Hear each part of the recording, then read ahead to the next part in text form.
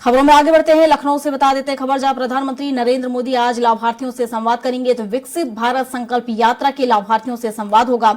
Video conferencing के जरिए PM Modi संवाद करेंगे। तो पीएम संकल्प यात्रा के साथ चल रहे प्रचार रथों से सीधे जुड़ेंगे प्रधानमंत्री नरेंद्र मोदी। तो 10 करोड़ लाभार्थी अब तक जुड़ चुके हैं संकल्प यात्रा से। डिप्टी सीएम ब्रजेश पाठक, सांसद दिनेश शर्मा मौजूद रहेंगे और वरिष्ठ नेता नीरज सिंह, महानगर अध्यक्ष भी इसमें मौजूद रहेंगे। तो वीडियो कॉन्फ्रेंसिंग के जरिए सीधे जुड़ेंगे प्रधानमंत्री नरेंद्र मोदी संकल्प यात्रा में। और आपको बता दें, इसमें से लाभार्थियों से सीधा संवाद वो करेंगे। तो डिप्टी सीएम ब्रजेश पाठक, सांसद दिनेश शर्मा भी मौजूद रहेंगे। तो विकसित भारत संकल्प यात्रा के लाभार्थियों से सीधा संवाद होगा प्रधानमंत्री नरेंद्र मोदी का। तो सीधे चल रही रथों से जो प्रचार रथ चल रहे हैं उससे सीधे जुड़ेंगे और लाभार्थियों से चर्चा करेंगे, संवाद करेंगे प्रधानमंत्री नरेंद्र मोदी। और इस पर विस्तार से जानकारी के साथ पवन सिंह हमारे साथ लाइव जुड़ चुके हैं। तो पवन से ही जान लेते हैं। पवन, अगर इससे पहले भी हम बात करें तो इससे पहले भी कई बार प्रधानमंत्री नरेंद्र मोदी विकसित भारत संकल्प यात्रा से जुड़ चुके हैं और एक बार फिर वो लाभार्थियों से संवाद करने जा रहे हैं। क्या अपडेट इसको लेकर और कहां से आज ये यात्रा निकलेगी? देखिए प्रियंका, सबसे बड़ी बात है कि प्रधानमंत्री 15 नवंबर को विकसित भारत संकल्प यात्रा का शुभारंभ किया।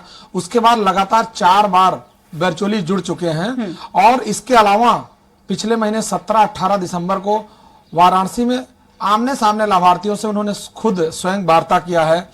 और आपको बता दें कि उत्तर प्रदेश में 550 रथ विकसित भारत संकल्प यात्रा के तहत चल रहा है, जिसके माध्यम से प्रदेश के बहुत सारे मंत्री, नेता और वरिष्ठ कार्यकर्ता बूथ और गांव स्तर तक उस रथ को लेकर जा रहे हैं और लाभार्थियों से संवाद कर रहे हैं। उसी कड़ी में आज प्रधानमंत्री पूरे देश में करीब 12:30 बजे वर्चुअली जुड़ेंगे। उसमें उत्तर प्रदेश से डिप्टी सीएम ब्रजेश पाठक, वरिष्ठ नेता नीरज सिंह, इसके अलावा बहुत सारे केंद्रीय मंत्री प्रधानमंत्री से सीधा संवाद करेंगे। इसके अलावा वो लाभार्थियों से बात करेंगे, उनकी पोजीशन जानेंगे कि जो योजना चल रही है भारत सरकार की, वो योजना का लाभ कितना प्रतिशत पहुंच पा रहा है और उस लाभ का लोगों को किस स्तर पर फायदा हो रहा है और उसमें कोई कमी हो तो उसके बारे में भी जानते हैं। और प्रधानमंत्री, चूंकि उनकी सरलता सबसे अच्छी बात है कि वो लोगों से स्वयं बात करके डायरेक्टली समझना चाहते हैं कि हम जो ये अभियान चला रहे हैं इसका जो लाभ है उसको किस स्तर तक लोगों तक पहुंच रहा है और लोगों को लाभ अगर मिल रहा है तो उनको कैसा महसूस हो रहा है, और अगर कोई कमी है या कोई नई योजना या नया लाभ पहुंचाना है तो उसके लिए भी वो चर्चा करते हैं और जानना चाहते हैं। अभी हाल में 30 दिसंबर को यहाँ अयोध्या में प्रधानमंत्री के कार्यक्रम के दौरान उन्होंने जो उज्ज्वला योजना है उसमें एक महिला जिसको लाभ मिला उस लाभार्थी के घर गए, वहां पे उन्होंने उससे वार्ता किया, उससे हाल जाना कि किस स्तर तक लाभ पहुंच रहा, उसका लोगों को किस तरह से फीलिंग आ रही है, उनकी भावनाएं किस तरह से उनको महसूस होता है ऐसे लाभ देने पर। उन सभी चीजों को प्रधानमंत्री स्वयं अनुभूति करते हैं, जानते हैं और लोगों तक पहुंचाते हैं। उसी कड़ी में आज जो वर्चुअली जुड़ेंगे उसमें सभी लाभार्थियों से यह जानना चाहेंगे कि जो हम योजना चला रहे हैं उसका किस प्रतिशत तक, कहां तक लाभ पहुंच पा रहा है और उसका कितना जो है अभी आगे किस तरह से योजना को और आगे बढ़ाना है, किस तरह से योजना में और नई चीजें जोड़नी है जिससे लोगों तक, अंतिम व्यक्ति तक पहुंच सके। जी बिल्कुल पवन, बिल्कुल सही कहा आपने कि प्रधानमंत्री नरेंद्र मोदी का सरल स्वभाव, उनकी संवेदनशीलता, यही वजह है कि वो लोगों के बीच उन्हें लोकप्रिय बनाती है। और जिस तरीके से हम विकसित भारत संकल्प यात्रा की बात करें, अगर हम उत्तर प्रदेश में बात करें तो अब तक कितने ऐसे लाभार्थी हैं जिन्हें इनका लाभ पहुंचाया जा चुका है? कोई अपडेट इसको लेकर?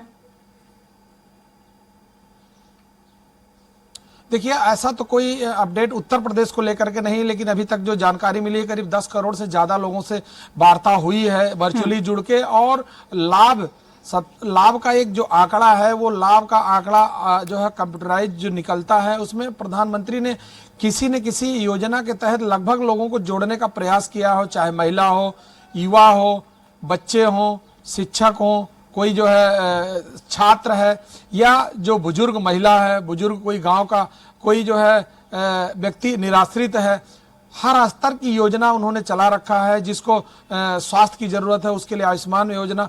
तो कुल मिला के अगर देखा जाए तो हर इस किसी न किसी योजना के माध्यम से देश के सभी लोगों तक पहुंचने का पूरा प्रयास किया है प्रधानमंत्री ने। और सबसे बड़ी बात है कि जिस रूप से वो भावनात्मक रूप से संवेदनशीलता के हिसाब से जो जुड़ते हैं, वो व्यक्ति के अंदर की भावना को समझने का प्रयास करते हैं कि अगर किसी को पीड़ा पहुंचती है तो किस स्तर का दर्द हो सकता है। क्योंकि इससे पहले कैंसर पीड़ित कई व्यक्तियों से प्रधानमंत्री ने वर्चुअली बात किया था और उन्होंने उनकी भावनाओं को खुद व्यक्त किया था कि अगर किसी के घर परिवार में माँ बाप भाई बहन या उनके परिवार के सगे संबंधी में से किसी को अगर बड़ी पीड़ा पहुंचती है, कोई बड़ी बीमारी होती है और उसको अगर वो इलाज नहीं करवा पाता तो उसको कितना कष्ट होता है कि हम पैसे या धन के अभाव में हम ऐसी परिस्थिति में है कि हमने अपने जो शुभचिंतक है उनका हम ख्याल नहीं रख पा रहे। तो इतनी भावनाओं को समझने के बाद प्रधानमंत्री ने पूरे देश में स्वास्थ्य के प्रति, शिक्षा के प्रति और घरेलू जो उज्ज्वला योजना है या अन्य बहुत सारी ऐसी योजनाएं हैं जिनको जोड़ने का पूरा प्रयास किया है,